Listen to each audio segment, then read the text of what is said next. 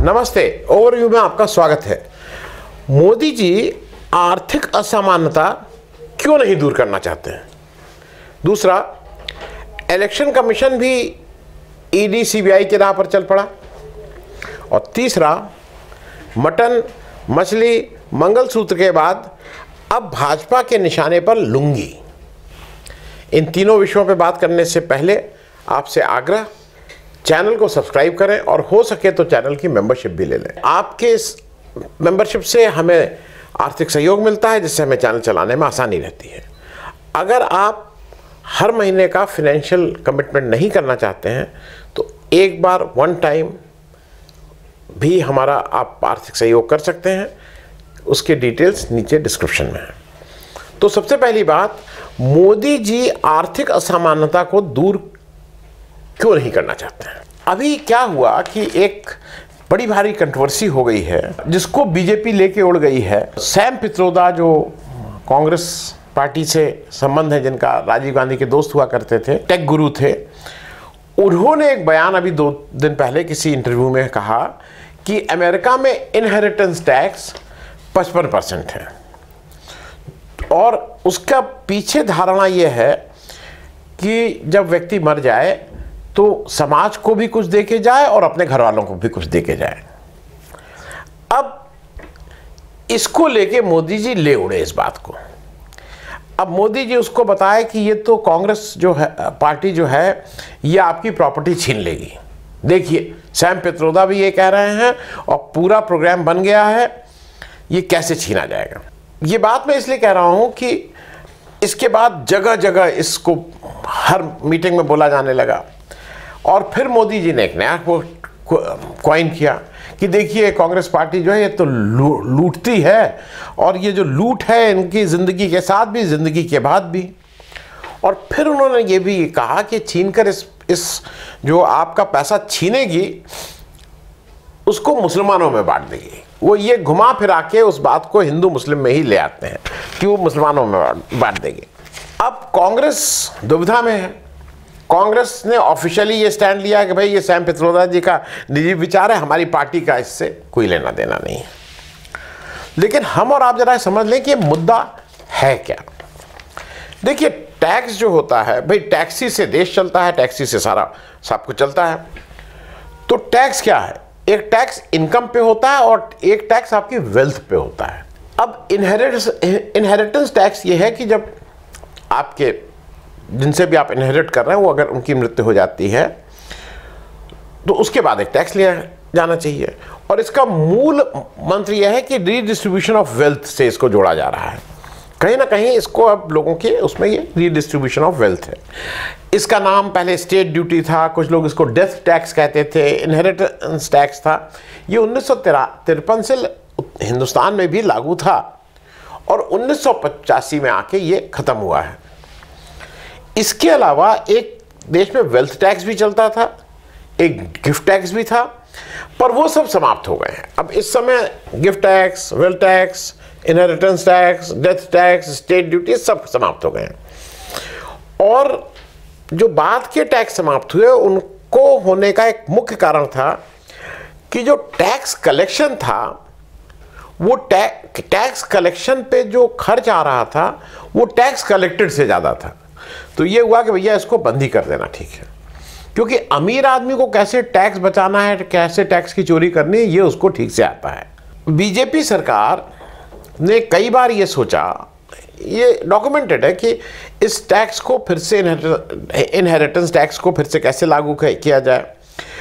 लेकिन बार बार corporate lobby के दबाव में और जो बीजेपी के 2-4 जो बड़े पैसे वाले मित्र हैं उनके दबाव में इसको कभी आगे ये बात बढ़ी नहीं। अब जरा लार्जर चीज ये समझना होगा आपको कि दुनिया भर में एक चर्चा ये चले, एक विचार, एक मंथन ये चल रहा है कि आर्थिक समानता को दूर कैसे किया जाए, क्योंकि ये इसको दूर करना आवश्यक है। इस देश में जहां एक तरफ 140 या कितने बिलियनर बने तो 81 करोड़ लोगों को आपको 2 वक्त का भोजन देना पड़ रहा है सरकार को। अब उसका एक बात ये होती है कि अमीरों पर ज़्यादा टैक्स लगाने की बात बार बार होती है और एक ये भी बात होती है कि एक ग्लोबल मिनिमम टैक्स ऑन अमीर लोग, जो ज़्यादा पैसे वाले, उन पे होना चाहिए।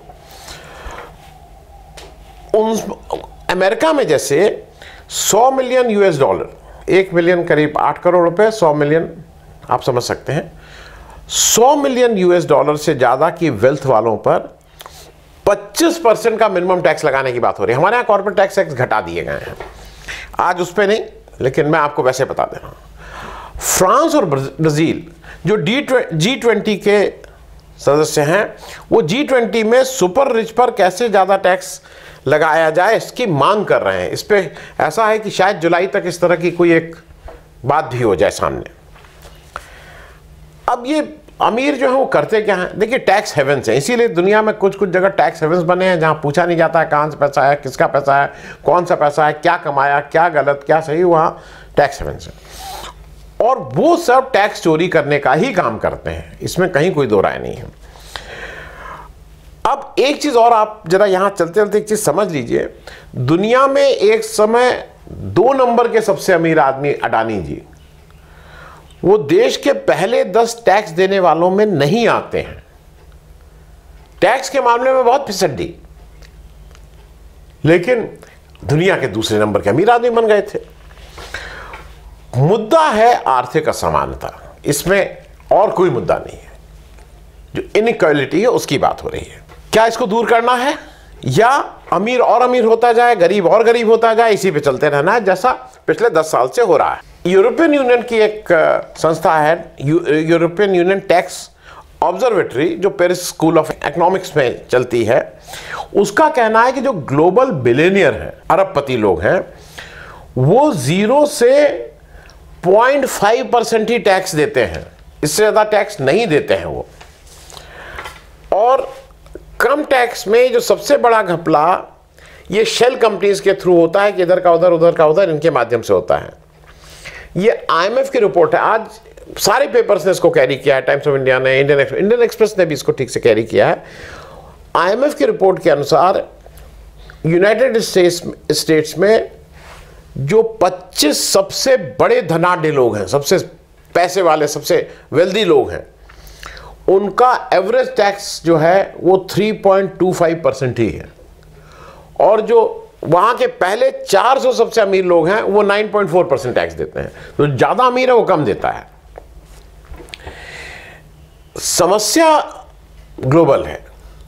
हिंदुस्तान की चूंकि पॉपुलेशन ज़्यादा है और हमारे यहाँ गरीबी ज़्यादा है, हमारे यहाँ पर कैपिटा इनकम कम है, तो इसलिए हमारे यहाँ ये विकराल रूप है।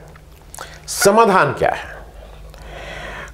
कांग्रेस इसको डिस्कस करना चाहती है। कांग्रेस कहती है कि भाई हम एक जाति जनगणना और एक आर्थिक सर्वेक्षण करना चाहते हैं, उसके बाद हम इसको डिस्कस करना चाहते हैं। एक्सरे, जिसको वो कहते हैं कि एक्सरे हो जाएगा, पता तो लगेगा कि कौन कितना गरीब है, क्या है।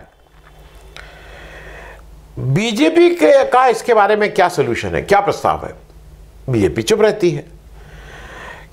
क्यों? क्या अडानी जी जैसे उनके जो दोस्त हैं उन पर टैक्स ना लगे? केवल इस कारण से आप कॉर्पोरेट टैक्स भी कम करते हैं, भी करते हैं। और इसको, इन बात को कि असमानता कैसे हो, आप बात ही नहीं करना चाहते हैं। बीजेपी कहती है कि इस बीजेपी की क्या मूल दिक्कत है, यह समझना होगा। क्या बीजेपी की यह मूल दिक्कत है, जैसा वो कहती है कि इस टैक्स को, या इस तरह के जो प्रॉपर्टी का टैक्स लगेगा, वेल्थ टैक्स लगेगा, इस टैक्स को मुसलमानों में, वो कांग्रेस कहती है कि वो अमीरों से पैसा लेके मुसलमानों में बांट देगी, या अडानी को बचाना? असली बात क्या है?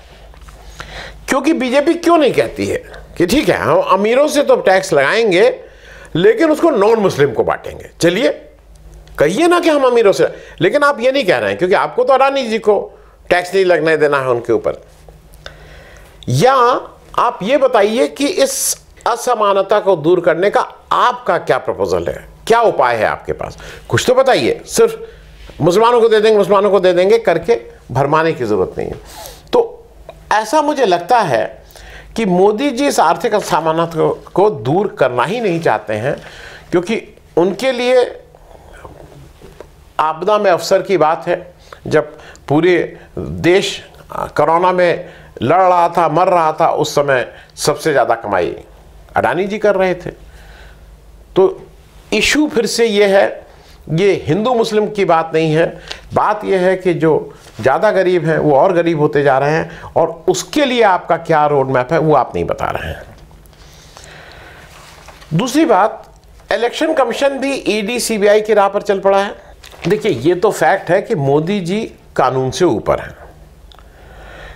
मोदी जी ने अभी एक पीलीभीत में 9 अप्रैल को एक सभा में राम मंदिर का निर्माण, करतारपुर कॉरिडोर, गुरु ग्रंथ साहब को अफगानिस्तान से लाना इत्यादि इत्यादि गिनाए। अच्छा, पीलीभीत में उनको करतारपुर कॉरिडोर क्यों याद आ गया? क्योंकि पीलीभीत में सिख वोटरों की संख्या ज़्यादा, सिख आबादी है वहाँ, को अच्छी खेती करते हो, तो उनको मनाना था, उनको बताना था कि मैंने आपके लिए क्या क्या किया। इसकी कंप्लेन हुई इलेक्शन कमीशन में, क्योंकि जो हमारा मॉडल कोड ऑफ कंडक्ट है उसमें रिलीजन को, उसमें मंदिर को, इस तरह की बातें लाना निषेध है। लेकिन अब मोदी जी तो मोदी जी हैं। मोदी जी ने केवल वही नहीं कहा, ये मोदी जी ने फिर, अगर आपको याद हो, 21 अप्रैल को बांसवाड़ा राजस्थान में उन्होंने मंगलसूत्र, घुसपैठियों को मंगलसूत्र छिन जाएगा, ये कांग्रेस वाले आपका पैसा छीन के घुसपैठियों को दे देंगे, मुसलमानों को दे देंगे, इस तरह की बात कही थी, जो किसी भी स्ट्रेच ऑफ इमेजिनेशन से हेट स्पीच है। अब मोदी जी को इलेक्शन कमीशन पहले वाले उसमें पीलीभीत में उसने कहा नहीं इसमें कोई दिक्कत नहीं, ऐसा आज के पेपर कह रहे हैं। और एक ध्यान और रखिए, इस समय प्रचार प्राइम मिनिस्टर कर रहे हैं कि मोदी जी कर रहे हैं? मेरे हिसाब से मोदी जी कर रहे हैं। लेकिन आप एक नया ट्रेंड और देख लीजिए, सारी गोदी मीडिया अब कहीं पे भी प्राइम मिनिस्टर मोदी भी नहीं कह रही है, उनसे कहा गया है कि अब आप केवल प्रधानमंत्री जी बोलेंगे। तो उनकी सारी इलेक्शन रैलीज को, उनकी सारे वक्तव्यों को प्रधानमंत्री जी ने कहा, प्रधानमंत्री जी ने कहा कि कमल को वोट दो, प्रधानमंत्री जी ने कहा। मेरे ख्याल में मॉडल कोड ऑफ कंडक्ट का वायलेशन ये सारे गोदी मीडिया कह रहे हैं, जो उनको प्रधानमंत्री प्रधानमंत्री करके एड्रेस कर रहे हैं। जब वो बीजेपी के लिए वोट मांग रहे हैं तो वो श्री नरेंद्र दामोदर दास मोदी के रूप में मांग रहे हैं, वो प्राइम मिनिस्टर ऑफ इंडिया के रूप में वोट नहीं मांग रहे हैं। हालांकि इस पे एक मैं एपिसोड मैंने अप्रैल 2019 में किया था, एपिसोड नंबर 161, नीचे डिस्क्रिप्शन दे रहा हूँ, जिसमें मैंने आर्टिकल 324 की बात की थी, जिसके द्वारा इलेक्शन कमीशन अपनी ये ताकत लेता है कि कैसे निष्पक्ष चुनाव हो, कैसे जो राज्य और केंद्र सरकारें हैं वो कोई ऐसा काम ना करें जिससे लेवल प्लेइंग फील्ड गड़बड़ होती हो। वो देख लीजिए अगर आपको लगे, क्योंकि उस समय भी मैंने ये कहा था कि मोदी जी कमल का फूल लगा के सारे सरकारी कार्यक्रमों में जाते हैं और बीजेपी के लिए वोट मतलब भाई it is as good as आप कमल का फूल लगा के सरकारी कार्यक्रम में कैसे जा रहे हैं। तो इलेक्शन कमीशन की गत तो वही बना के रख दी गई है। उसमें एक चीज और बहुत इंटरेस्टिंग है, वो जो आपको भी, मैं उस वीडियो को चाहिएगा पूरा देख लीजिएगा, नहीं तो ये मैं फिर से रिपीट कर दे रहा हूं। 7 अक्टूबर 2014 में मोदी जी की मध्य प्रदेश में एक चुनावी रैली थी।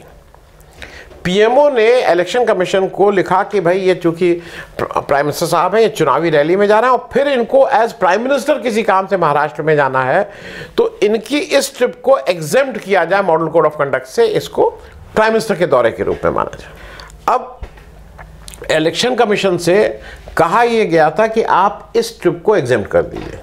इलेक्शन कमीशन ने किया क्या? इलेक्शन कमीशन का वो जो प्राइम मिनिस्टर का लेटर है वो भी लगा दे रहा हूं, और जो इलेक्शन कमीशन ने इनको अप्रूवल दिया वो भी लगा दे रहा हूं। इलेक्शन कमीशन ने कहा कि we have whereby we relax for current and all future elections. मतलब केवल उसी को एग्जाम नहीं किया, प्राइम मिनिस्टर को आने वाले सारे इलेक्शंस में के लिए एग्जेम्पशन मिल गया और उनको एमसीसी से एग्जेम्पशन है। तो मोदी जी को मॉडल कोड ऑफ कंडक्ट से अब मतलब जो चाहे वो कर सकते हैं, इसमें कहीं कोई आप टेक्निकली उनको पकड़ नहीं पाएंगे, क्योंकि जो हेट स्पीच मोदी जी ने दी है उस पर क्या किया इलेक्शन कमीशन ने? इलेक्शन कमीशन ने मोदी जी को वो देने की हिम्मत नहीं थी, एक्सप्लेनेशन लेटर या कुछ। उन्होंने शो कॉज नोटिस इशू किया नड्डा जी को, बीजेपी के अध्यक्ष को, मोदी जी को नहीं किया। और चूंकि केवल मोदी जी को कैसे होगा भाई, अगर मोदी जी को किया है तो उधर कांग्रेस में भी होना है, तो राहुल गांधी की किसी स्पीच को लेके उन्होंने खड़गे जी को भी किया, ये दिखाने के लिए कि हम बहुत बैलेंस्ड वो कर रहे हैं। और ये सिर्फ याद दिला दूं आपसे, ये वो इलेक्शन कमीशन है जिसके 2 कमिश्नर साहब लोगों के अपॉइंटमेंट के 24 घंटे के अंदर इलेक्शन अनाउंस हो गया था, मॉडल कोड ऑफ कंडक्ट लग गया था। अब आ जाइए तीसरी बात पे, मटन मछली मंगलसूत्र के बाद अब लुंगी भाजपा के निशाने पर। आपको सुन के लगेगा कि अरे भाई ये कौन सी लुंगी पुंगी, ये क्या बात कर रहे हो? क्योंकि पहले भाजपा ने मंगलसूत्र की बात की, फिर मटन की, फिर मछली की, अब उसको लुंगी पहनने पर भी आपत्ति है। नवीन पटनायक साहब जो चीफ मिनिस्टर हैं उड़ीसा में और जो राष्ट्रीय अध्यक्ष हैं बीजू जनता दल के, उन्होंने एक 12 सेकंड का वीडियो रिलीज़ किया।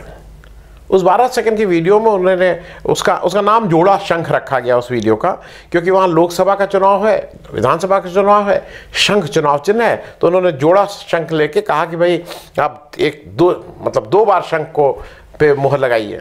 12 सेकंड का वीडियो है, उसमें वो पहने हुए थे लुंगी। अब धर्मेंद्र प्रधान जी का एक बहुत कड़ा बयान, और उन्होंने कहीं किसी मीटिंग में भी कहा कि भाई ये कितनी इनअप्रोप्रिएट ड्रेस पहने हुए हैं, और नवीन बाबू तो बुढ़े हो गए हैं। और उनकी आपत्ति नवीन बाबू की लुंगी को लेकर थी। उनका भाई कम से कम पैजामा तो किसी इनकी लुक अलाइक को पैजामा पहना के, अगर इनकी तबीयत खराब है तो पैजामा पहना के बाहर कर दिया गया होता। ये पैजामा जामा नहीं है, ये मुख्य रूप से है कि लुंगी को से वो बताना चाह रहे हैं कि मुस्लिम मुस्लिम मुस्लिम, क्योंकि ऐसा माना जाता है कि मुस्लिम लोग ज़्यादा लुंगी पहनते हैं। लेकिन मैं आपको बता दूं, कम से कम उत्तर प्रदेश के अब तो लोग सब लोग मॉडर्न होते जा रहे हैं, लेकिन एक ज़माने में मेरे घर में मेरे भाई, मेरे पिता, ये सब लोग लुंगी पहनते थे, घर में लुंगी पहनते थे। तो लुंगी कोई इनअप्रोप्रिएट ड्रेस मुझे नहीं लगती है। लुंगी तो एक ज़माने में, मैं सिर्फ थोड़ा ऐसे बता दूं, एक ज़माने में जब हम लोग पढ़ते थे, लुंगी बहुत ही है जिसको बोलते हैं बहुत ही मॉडर्न ड्रेस थी। मुझे ठीक से याद है कि जो 2-3 सबसे मॉडर्न हीरोइन थी, जीनत अमान, परवीन बाबी, ये लुंगी पहन के पिक्चरों में आती थी। भाई लुंगी उस समय इतनी वो थी। अब लुंगी पे दिक्कत है धर्मेंद्र प्रधान जी को, भाजपा को। उसको जवाब देने के लिए बीजेपी के जो 2 लीडर हैं, संबित पात्रा और एसपी महापात्रा, ये लुंगी पहन के आए और इन लोगों ने लुंगी में अपना प्रेस कॉन्फ्रेंस की, और उन्होंने ये भी कहा कि ये उड़ीसा के ट्रेडिशन का अपमान है और धर्मेंद्र प्रधान को इस पर माफ़ी मांगनी चाहिए। उनका कहना ये है कि उन्होंने, नवीन पटनायक साहब ने संबलपुरी लुंगी पहनी थी, और संबलपुरी लुंगी पहनने का कारण ये, जो मोदी जी खुद कहते हैं कि मैं तो जहाँ जाता हूँ वहाँ की ड्रेस पहनता हूँ, तो उनका कहना ये है कि उससे अगर संबलपुरी लुंगी पहनने से एक प्रोत्साहन मिलता है संबलपुर के लुंगी बनाने वाले लोगों को। और ड्रेस कोड की बात जो धर्मेंद्र प्रधान जी कर रहे हैं, तो ड्रेस कोड तो हर जगह होता है। आपने धर्मेंद्र प्रधान जी क्या किसी पुरुष को पूरे कपड़े पहन के डुबकी लगाते हुए देखा है? जो धार्मिक अनुष्ठान में जा रहा है, कोई गलती से नहीं गिर गया है। आपने आज तक किसी व्यक्ति को किसी धार्मिक काम को करने के लिए जा रहा है और वो डुबकी लगा रहा है पूरे कपड़े पहन के, आपने देखा है? तो ड्रेस कोड का ख्याल थोड़ा आप भी रख लिया करिए। बहुत बहुत धन्यवाद। Thank you so much.